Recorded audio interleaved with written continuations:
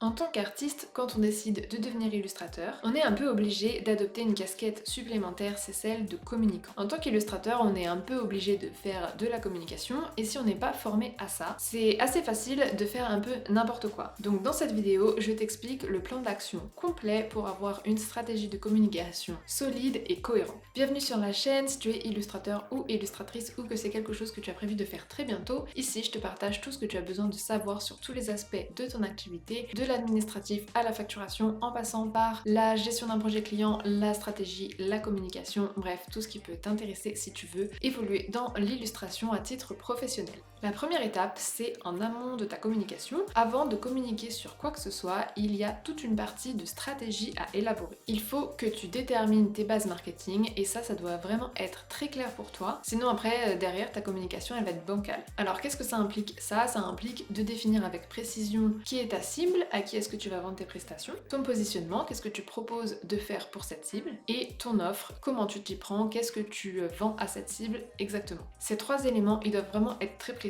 Donc je vais te donner deux exemples. Si tu réalises des portraits personnalisés pour les particuliers. Ici on a une cible, les particuliers c'est très vague. L'offre elle est vue et revue, tout le monde fait des portraits personnalisés. Et le positionnement il est inexistant, il n'y a pas de positionnement. A l'inverse, si tu dis je transforme vos photos de famille en illustration fantasy pour un cadeau original, là tu as une cible qui est constituée de particuliers qui sont amateurs de l'univers fantasy, donc c'est déjà beaucoup plus spécifique. Le positionnement il consiste à créer un cadeau original et un cadeau unique, donc tu apportes vraiment quelque chose de valeur à ta cible. Et pour ça, l'offre, elle consiste à créer une illustration en mode fantasy. Donc évidemment que en tant qu'illustrateur, tu vas pas être le seul ou la seule à faire des portraits en mode fantasy, mais si tu couples ça à ton style, et là ça en fait une offre de valeur unique. Pour déterminer ta cible, ton positionnement et ton offre, il faut que tu prennes en compte tes compétences, évidemment, mais il faut aussi prendre en compte les besoins du marché ou les envies du marché. Dans le cas des particuliers, on serait plutôt sur des envies que des besoins.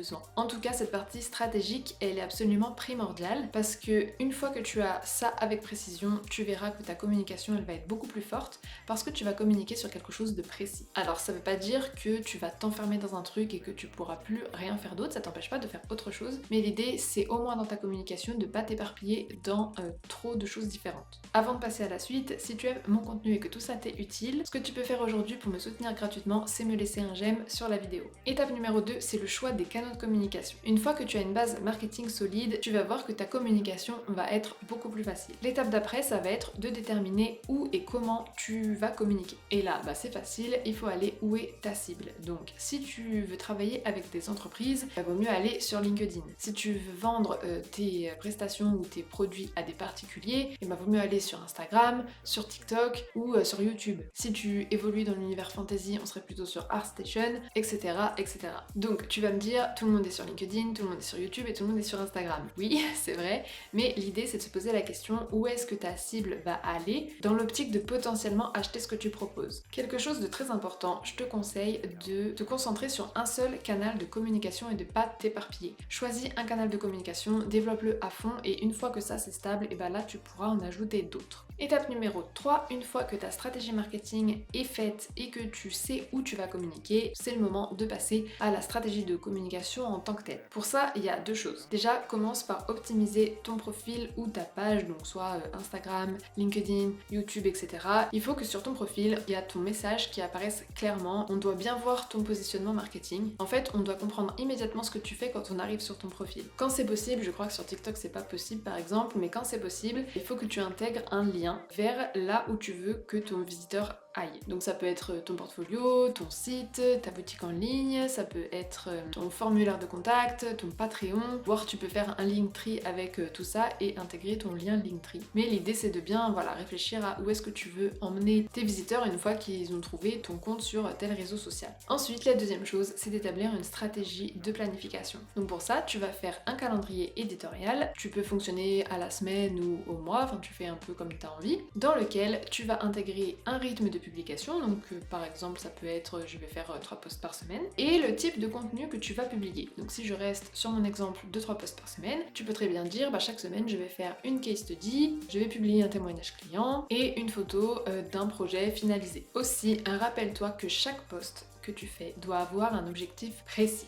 Ça peut être inciter à te contacter, envoyer sur ton site internet, obtenir un boost de visibilité, montrer tes compétences, attirer des prospects qualifiés, stimuler les ventes, préparer le lancement de l'ouverture de ta boutique, créer de l'engagement. À chaque fois que tu prévois un post, demande-toi bien quel est l'objectif précis de cette publication. Et j'insiste bien là-dessus parce qu'on est arrivé dans une spirale infernale où il faut poster pour poster et on finit par poster n'importe quoi juste pour que l'algorithme ne nous oublie pas. Ça, c'est vraiment la mauvaise stratégie. Tu peux faire 5 posts bidons par semaine et ça aura moins d'impact que un bon post par semaine. Donc si tu penses chaque post par rapport à un objectif précis, tu vas peut-être pas faire des tonnes de vues, tu auras peut-être pas des milliers d'abonnés, mais tu auras plus de résultats financiers. Ensuite, quand tu as établi ton calendrier éditorial, et ben là tu crées et tu planifies les posts au fur et à mesure. Et pour ça, moi ce que je te conseille de faire, c'est du batching, donc c'est-à-dire que tu vas en créer plusieurs d'un coup. Si ça t'intéresse, je te renvoie vers ma vidéo qui parle du batching, je te mets ça dans la description. Maintenant, je voudrais te donner une astuce bonus, je voudrais qu'on parle de l'identité de marque. Parce que quand on pense communication,